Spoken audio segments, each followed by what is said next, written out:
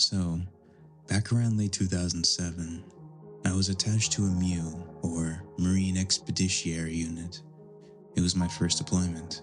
We were embarked across the USS Shreveport, which was an LPD, and I have no idea what that stands for, but it was an amphibious assault ship, which meant it could carry Marines up to an enemy shoreline and launched a platoon of amphibious assault vehicles carrying infantry, as well as a couple giant hovercrafts called LCACs, which carry everything from tanks to gun trucks.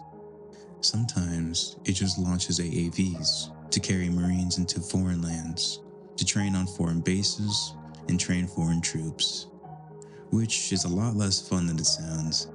They're usually third world troops who were conscripted that morning. Training them or with them is usually a confusing, dangerous, and frustrating process. Plus, they usually smell bad. It was also the reason our platoon was sitting on the ass end of that old ship, getting a briefing about something we already knew. We were going to splash off the coast of Kuwait, land on Kuwaiti soil, and go train Kuwaiti soldiers on how to be Kuwaiti soldiers. Don't worry about your tax dollars being spent. The host nation usually pays us to do it. And remember, the platoon commander said to the school's circle of Marines gathered before him, "We will be landing on the boat ramp next to new Guy Pier. So, what's that mean? Strong currents, and a thing that we don't talk about. So, stay on your toes. Crew chiefs, make sure you have your weapons available, and if you've never landed on new Guy Pier, oh boy, you're gonna have a story to tell. Now, don't be the guy to hit the pier, or first rounds on you at our next Liberty port. Sea state should be around a 1, nice calm seas. Make final preparations for the vehicles, okay? Let's have a safe day of operation, and once again, remember not to talk about it, gents, okay?" I looked around in confusion. The senior staff non-commissioned officers at the back of the school circle were glaring daggers at the lieutenant. The sergeants were rolling their eyes in a "this dumb motherfucker" fashion. I noticed a few of the more salty corporals. One of them happened to be my crew chief, staring at the LT with mouths hanging open, like they couldn't believe that the LT was dumb enough to even bring it up. As I was walking away, I heard our platoon sergeant saying, "Well, they're going to be talking about it, sir." That last word was laced with as much respectful disrespect as the gunny could put into it. Well, that was certainly a bizarre splash brief, I remember thinking. Things we don't talk about. The hell does that mean? I looked at my crew chief, the guy who commands the vehicle I was assigned to, walking through the upper well decks towards our vehicle, which was parked back in the rear, behind most of our platoon vehicles. The place I needed to be. I had questions, and he would be the guy to ask. "Corporal?" I asked with that confusion in my voice that all boot Marines seem to have. "What's the thing we don't talk about?" He stopped in his tracks, turned, and glared at me. "It's the fucking thing we don't fucking talk about, dumbass," my crew chief said. As you might have guessed, there was some agitation in his voice. "Aye, Corp," was all I could say. I mean, it was best just to avoid the ass chewing by dropping the subject. Our rear crewman caught up with us as we walked to the track. I knew he was going to ask the question that I just asked. I looked over my shoulder at him and shook my head, trying to look as salty as possible. He gave me a questioning look. I nodded my head towards the crew chief, looking back at the rear crewman, and shook my head. He gave me a "what the fuck" face. I responded with the facial equivalent of a shrug. He knew exactly what that meant. Boss doesn't want to talk about it. Nonverbal communication is a vital part of the Marine Corps culture. I've seen complicated concepts discussed at length with only grunts and points. We really are just a pack of trained apes. We got to the vehicle and started making final preparations for a ship-to-shore movement. I had just finished checking the generator belt and putting the engine panel back on when I looked behind me. My crew chief was pulling an aluminum bat out of one of his sea bags. The grip was neon green and the barrel was black. It had the word Psycho printed down the thick end, which was in neon green as well. He looked down at me. He must have seen the curious look on my face. He brought the tip of the bat up and drew it across his lips. I was kind of getting annoyed with all this don't talk about it shit. What weren't we supposed to talk about? Was it hard to land on the boat ramp? If there's some shit I need to know, as the driver, I should know it. But I knew I wasn't going to get an answer, which was some bullshit. The crew chief reversed the bat with a one-hand flip, holding the grip out towards me. Something on his face softened. My weapon of choice for this shit, he said with an uncomfortable chuckle. Put this in the turret for me. Remember, he said, I got your back. Whatever happens, you just keep this bitch swimming. That's your only job. He put a hand on the radio cage, a bit of loving affection towards a 26-ton amphibious war machine. She's our slam piece, and she likes to take care of her stunts.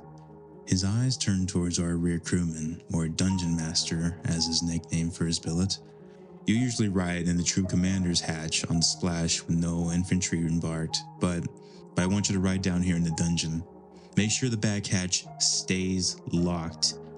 Since that dumb fuck lieutenant ran his mouth, he punctuated that statement with an eye roll. Keep your eyes on that fucking lock. He released the bat into my grip. I knew I had a stunned look on my face, because that was a fucking stunner of a speech. I looked over at our rear crewman. He had a duplicate wide-eyed look on his face. Well, put that fucking bat in my fucking turret, or you'll be busting rust on track blocks until our ship fucking glows. The threat of an endless task lit a fire under my ass. I climbed up into the turret and shoved the bat into the back of it where spare 50 cal ammo went. He had to be fucking with us, I remember thinking. I felt something tugging on my leg. I looked down into the troop compartment. My crew chief was holding something that looked like a folded harness of some sorts. Put this in there too, he said. Damn, Corp, I said, taking the harness. What kind of freaky shit are you getting up in here? Oh, you'll fucking see, he said with an ominous grin. I climbed out of the turret hatch and got up on top of the vehicle to double check that the gear we kept stowed in the cargo racks was strapped down. I took a look down into the well deck at the giant LCAC sitting on deflated airbags. I noticed one of the sailors who crewed the thing walking across its giant open cargo deck. Nothing seemed unusual about him, except that he had an old-school naval cutlass strapped to his waist. This motherfucker thinks that we're off the coast of Somalia? I remember thinking. He expecting pirates or something? Time passed quickly, and I found myself sitting in the driver's station of my vehicle. The ass end of the ship had opened up. The LCAC had already left the lower well deck. Sailors on the catwalks on both sides of the well deck, using flashlights and hand signals, guided us into position. One by one, AAVs were given the signal to drive out to the bank of the ship, splash into the Persian Gulf in 300-foot deep water, and hope like hell nothing went wrong. The anticipation was driving me nuts. One would floor it out of the back of the ship, and the next tractor would slowly trundle up to its launch spot. I could feel the adrenaline coursing through my veins. This was early in my career, and this sort of thing still held a lot of excitement for me. I was watching the red light at the end of the ship. It hit green and I floored it. I was doing my best to make it to the fourth gear, but if you go too slow, it's possible to nosedive that bitch and ride it all the way down to the ocean floor. That's where you don't want to be. So, You want as much speed as possible when you drive off the ship. The track roared as it gave everything it had. I managed to catch another gear and had made it to the third gear before the ground dropped from under me. The track hit the water nose first. Usually they bob back up. Easy peasy. This time, though, was different. I watched the ocean come up the front of my vehicle at me through my little vision block. My view went from a bright blue skies to a murky green, infinite expanse. It was surreal. Now, normally the track bobs up instantaneously, but not this time though. The track sort of hung for a second, nose down in the water. It felt like forever, but it couldn't have been more than a couple seconds. Almost felt like we were being pushed deeper into the water. The pucker factor wasn't at play. I eased off the throttle out of reflex. I finally felt the track starting to pull up towards the surface and let out a sigh of relief. But right before my vision blocks broke the surface, I caught the impression of something moving out of the way of the edge of visibility. Looked big, and that's all I caught as we bobbed back to the surface. "Track 9? My crew chief called over to the radio, his voice coming through my helmet. "Feet wet?" I didn't have time to think about the big moving thing, as I had to clear the way for oncoming vehicles, so I gunned it and pushed further from the ship. We got about 50 meters out before I let off the throttle again and threw my hatch open. I pulled my seat up so I could ride with my head out in full visibility. I looked up at the turret, and my crew chief had popped his hatch as well. His upper body was out of the turret, and he looked at me and gave me a thumbs up. I nodded and gunned it. The track roared and surged forward. I had noticed that he was gripping the baseball bat on his right hand. It was a pretty uneventful movement for the most part, up until the halfway point when shit got weird. We lost external comms because, of course, we fucking did. The crew chiefs got the attention of the crew chief on the track behind us, and with the use of hand signals, told him that the comms were dead. All we could do in that position was keep it pushing and hope that we didn't need immediate help. Nothing you can do in the middle of the ocean. Relax and enjoy the ride. I was cruising along, just enjoying being off that fucking ship for a bit, when I looked down at my gauges. Temps were normal, pressures were good. Fuel gauge was acting a little wonky, but no worries though. I knew I had a full tank of JP8 diesel, and there was a hand sitting in front of my hatch. A human one. The arm was hanging off of the side of the vehicle, and I stared at it for a moment. It hadn't been there a second ago. That's not supposed to be there, I remember thinking. The pointer finger started moving around first, and the rest of the fingers followed suit, rumming around on the rough surface like the hand was looking for something. I felt a shadow come over me. A green blur came out of the right side of my vision, impacting the hand, sending it skittering over the side and into the ocean below. I felt more than heard the back clanging off of the vehicle's skin. I looked up, and my crew chief was standing above me, his bat in hand. He was wearing the harness, and he was anchored to the turret. He looked down at me, pointed 2 fingers at his eyes, then one at me, and then one at the ocean ahead of us. The Kuwaiti coast is about half a mile off in the distance. Watch the road. I turned my attention back to the water in front of us. Corporal? The rear crewman came over the inner vehicle comms in our helmets. The rear hatch handle is banging across the latch bar like someone was trying to open it. That was unusual. Even in heavy seas, the back door handle rarely moved. It was made that way. Keep an eye on it, Corporal responded. Make sure that bitch stays closed. I don't care if you have to put your boot on the fucker and ride like that. He looked down at me. Keep her swimming boot. He didn't climb back into his turn, rolling his legs along the bobbing and rolling vehicle so he could stand up. His eyes scanned across the edges of our track. Fucking weird bullshit, I mumbled. I caught sight of the crew chief moving slowly towards the edge of the vehicle, doing his best to stay upright on the bobbing vehicle, swatting his bat at something outside of my sight. I kept pushing it towards the coastline. I would occasionally see the crew chief moving around behind me, out of the corner of my eye. I turned to watch him swatting at something with the bat. I looked past him to the track behind me. That tractor's crew chief was out of his turn too, patrolling the top of the vehicle and swinging an axe at something I couldn't see. Just what in the holy fuck is going on? I said out loud to myself. The front of the vehicle dipped as we were riding into the trove of a wave, but there was no waves to be dipping in. I spun around to face the front. I spun around to face the front. Hands. Hundreds of hands. Gray, bloated fingers gripping anything they could find purchase on.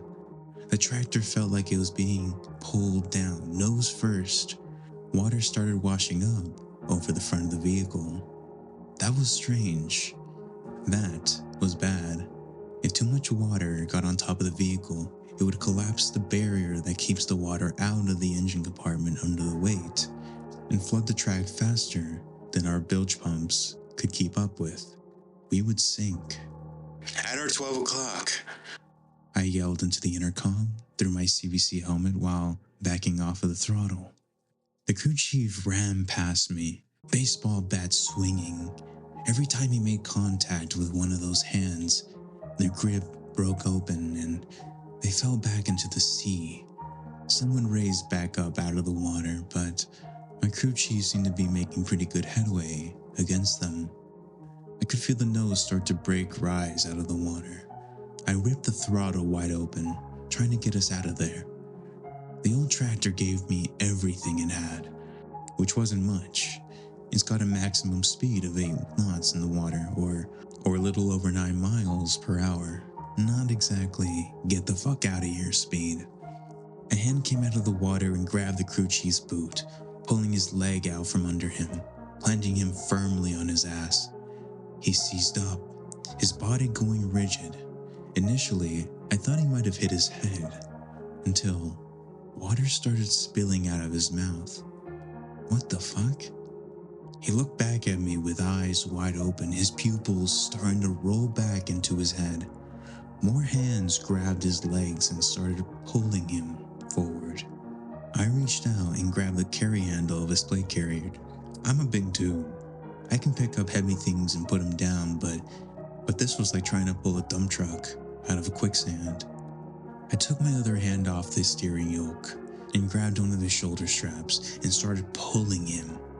We got fucking problems back here, my rear crewman screamed over the intercom. We got fucking problems up here, I shouted out loud. Didn't really have a free hand to key out my mic. He wouldn't have heard men over the noise of the engine. My crew chief was limp. His eyes were open. All I could see was white in his eye sockets. I braced both feet in the console of the driver's station and pulled with everything I had. I was keeping him from sliding, but I wasn't pulling him free. I reached down to the knife I kept in my body armor and yanked it out. I shifted my one-handed grip to the front of his body armor, and I leaned forward until I was most of the way out of my hatch. I started slashing and stabbing at the hands. They were withdrawing when they took some damage. I caught one at the wrist, almost severing the hand. It withdrew, almost taking my knife with it, hand flopping around uselessly at the end of its stump. A black substance that I mistook for blood sprayed from the half-severed hand. It sprayed across my face, and I got a taste of seawater. I ignored it and continued pulling my crew chief up from the nose of the vehicle. The second the last hand broke contact with his leg, he regained consciousness and immediately started vomiting out what looked like water. I pulled back into my hatch, one hand on the steering yoke and one arm wrapped protectively over the vomiting Marine. We were free of the hands for the moment. Fuck, that sucked, he said, spitting out the last of the saltwater puke. Owe you one boot. He sat there for a second, getting his head right before picking up his baseball bat. I noticed we were getting closer to the pier, about 200 meters maybe. It looked ancient, like a holdover from the 1800s, which it might as well have been. It was off to the left of an old boat ramp. I noticed that the front of the tractor was starting to nose up out of the water. Crew chief noticed it as well. You good back there? He asked the rear crewman through his CVC helmet. Fuck no! He damn near screamed over the intercom. I'm fucking ankles deep in water back here. No idea where the fuck it's coming from. It's just coming through the deck plates or something. Piece of shit must have pulled out our drain plugs. The crew chief grumbled mysteriously. We aren't far from the boat ramp. If it's only ankles deep, we're probably gonna be okay. Let me know if you get balls deep. The first tractor was already on land. I could see them tearing us up the boat ramp. I looked at the crew chief. I shot up a thumbs up and we were almost out of it. He started to return it, but a wide, oh shit look graced his features instead. That's when I felt my throat squeeze shut, like I had stuck my neck in a fucking vice made out of fingers. My lungs felt full. Something pushed up my esophagus.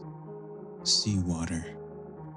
I felt it draining out of the corners of my mouth and out through my nostrils before it forced my mouth open and sent water spilling down my chin. I felt like I had no air left in my body. It was the most terrifying thing I had ever experienced. I kept trying to suck in mouthfuls of air, but all I could get was more seawater. My vision grew dim, shrunk down to pinpricks of light, and finally went black. I had a sensation like I was floating. I opened my eyes, and nothing but blurred murky green as far as the eye could see. I didn't even have a note of panic in my mind though. No notion of kicking off my boots and swimming up. I didn't reach for the cord hanging out under my body armor, the cord that inflated my life jacket. I didn't even think about pulling off my body armor. I was content just to float there. I've never felt that calm in my life. No worries. No, nothing. Even when I started to sink. The water got darker the further down I went. The murky green slowly fading to black. I heard a noise that sounded like a metal pipe clanging off of something in the distance, but I ignored it. I felt my eyes getting heavy. I barely considered fighting it. Why stay awake? It's nice down here. I heard another clang off in the distance. Louder, closer. I looked around in the dark. There was a sort of warmth growing in my chest. I savored the feeling. I could have stayed down there forever. I heard one last clang. This time, it sounded next to my head. Air rushed back into my lungs, and I was jerked back into this world. Bright Arabian sunshine flooded my world, harsh as hell after being in that watery void. I was hanging out of the driver's hatch. I was alive. I felt like I needed to vomit, so I did.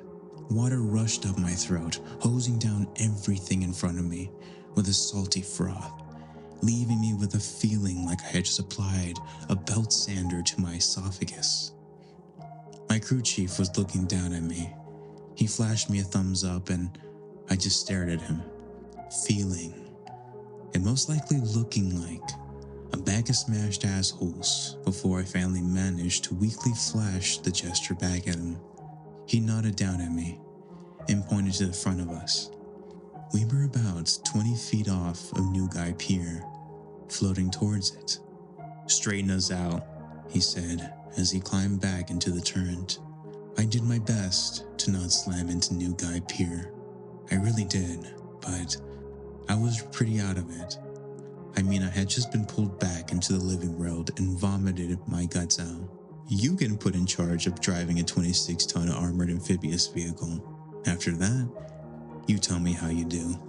I had just gotten my bearings back when I felt the tracks slam into the pier. It wasn't a bone-crushing hit, but it was enough to seriously dent some of the armor plates installed on the side of the vehicle. The jolt of the tracks slamming into the old timbers wrung the fuck out of my bell. I looked up at my crew chief. He shrugged it off with a "don't sweat it" kind of motion. He was too tired to be pissed. I could understand that. I also felt like a well-used punching bag myself. Outside of that, coming ashore was fairly easy. Guess the god of shallow current riptides was in a forgiving mood that day.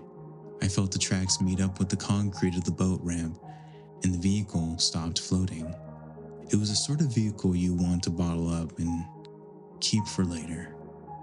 Finally safe. I flipped the switch that took the vehicle from water mode to land mode and charged up the boat ramp, ready to be out of that fucking water. Tractor felt heavier than normal, with all that seawater it had picked up through the missing hull drain plugs. We pulled off of the ramp, moved to the side of the road leading off of it. We let it idle for a minute before letting the back ramp down. Gallons and gallons of water came spilling out, along with anything that wasn't strapped down. All of our shit above knee level was soaked. The platoon commander's vehicle was about 10 feet from ours, parked in that spot, so the lieutenant can watch the vehicles come ashore. He turned and grinned at my turret. He motioned for me to take off my helmet. I did so. The world suddenly gets louder without the sound dampening effects of the CVC helmet. I got the feeling that he had a pretty easy time getting ashore. I knew the hands may have missed his track. I saw that, he yelled over the engine noise, sounding positively giddy. "You hit the pier! That means that the first round is on." He was cut off as he dove out of the way as a black and green baseball bat came hurtling towards him. "I hate that fucking boot," my crew chief grumbled over the comms.